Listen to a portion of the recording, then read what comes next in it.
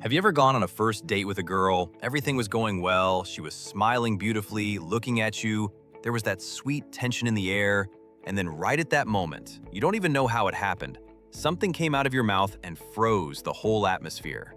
You saw that subtle, "oh" look in her eyes. The conversation slowly turned into forced politeness, and before the date was even over, you asked yourself, how did this sink so fast? Bro, that feeling is awful.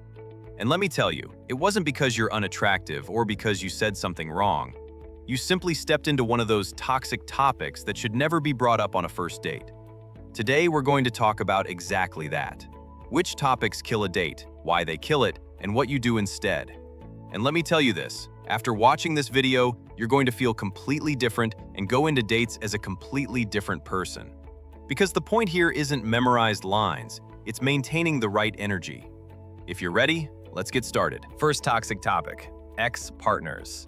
And let me be very clear here. Whether you talk positively or negatively, it doesn't matter.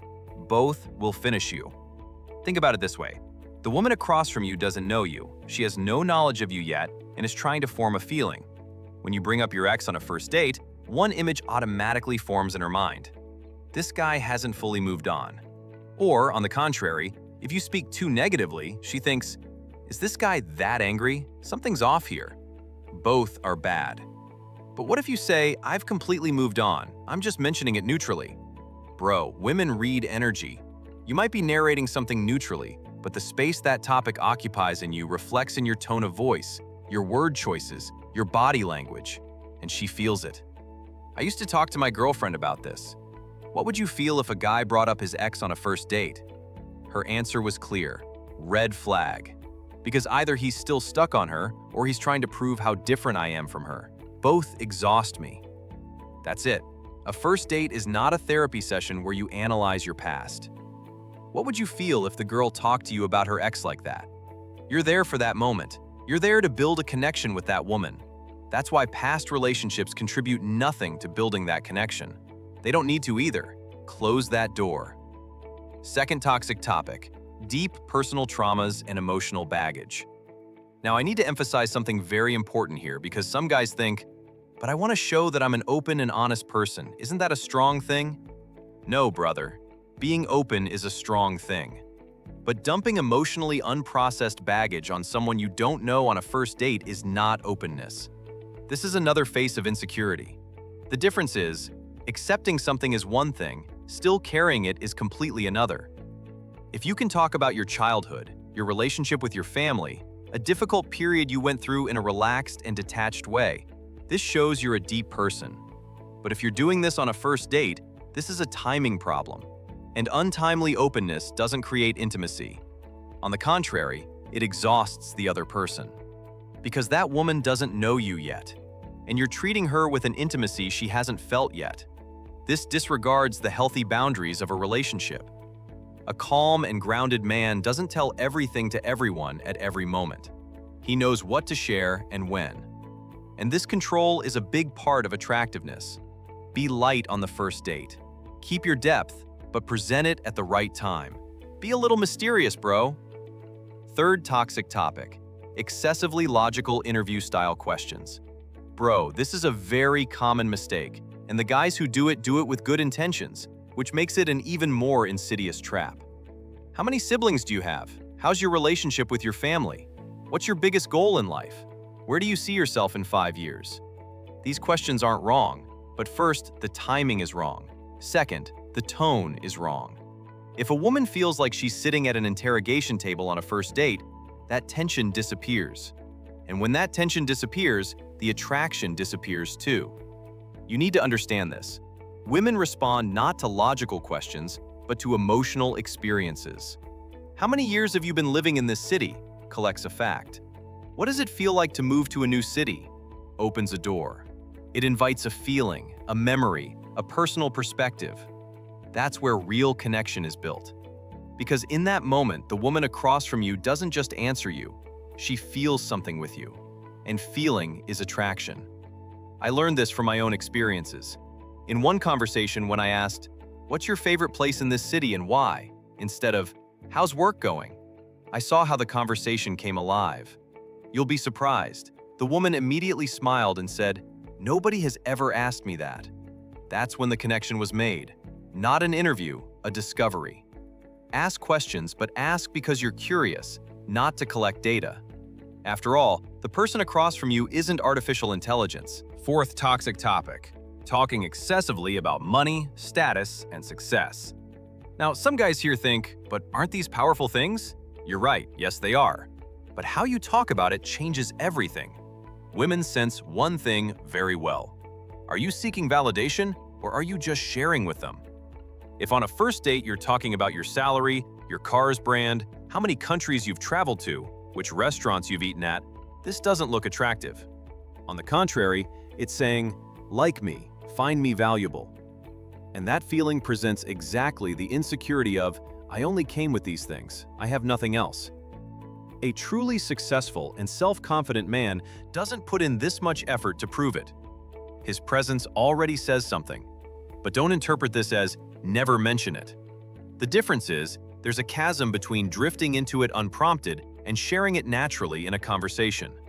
When someone asks you, "What are you interested in?" it's completely natural to talk about your work. But if you keep drifting every 5 minutes into, "Look, I'm in a really good period right now. I have investments. My car changed last year." This is the voice of your need for validation. And that voice kills attraction. Stay calm. People are curious beings. Let her be curious. Let her ask. That curiosity is attraction itself. Fifth toxic topic: excessive future planning and serious relationship conversations. This is something I heard directly from a female friend. I went on a first date with a guy. Before we even finished our coffee, he asked, "How old do you think people should get married? Do you want kids?" I never saw him again. And the woman who told this wasn't someone who didn't want to get married. On the contrary, she was looking for a serious relationship. But that moment created such a feeling that the guy was looking for a female figure, not her. And that woman didn't want to become that figure. Look, what is the purpose of a first date?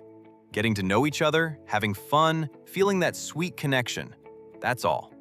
If you're trying to answer the question, is this woman someone long-term? You do that by spreading it over time and observing, not by interrogating. And you don't have to decide this on the first date. Keep that tension, that curiosity, that, this is an interesting person feeling. Because that feeling creates the next date. Getting too serious kills that breathing space. And without space, there is no attraction. Now I need to ask you this.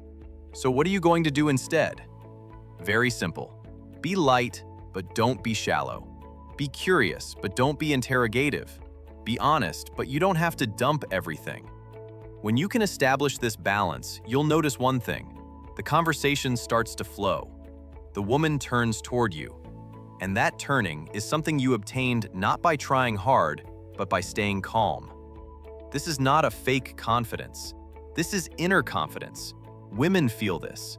It reflects in your body language, reflects in your speaking pace, reflects in the tone of your questions.